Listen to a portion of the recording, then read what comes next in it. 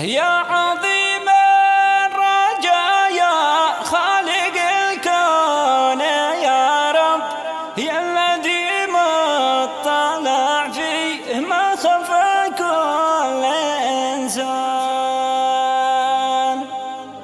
جل من كون الأرض والنجوم والكواكب، تحت أمره بيجري الفلك بدقة وحسبان.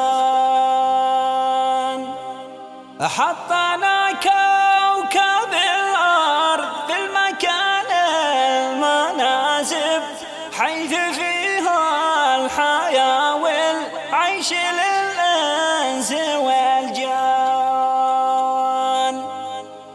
النجوم سبحت لك والشهب والسحايب، والشمس والقمر لك سجدا كل الأحيان.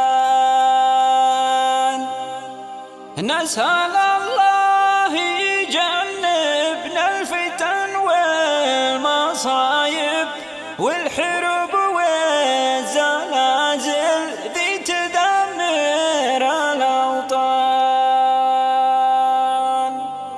والتكاتف مهم للجميع فرض واجب، ما حدا يعمر في الحياة الجميع فان.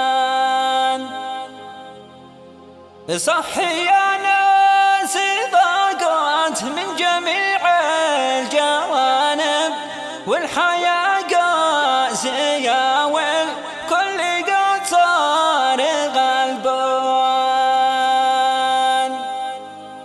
كل ما ضاقت الأحوال إلى الله نقرب، والفرج يجي والخير على كل إنسان.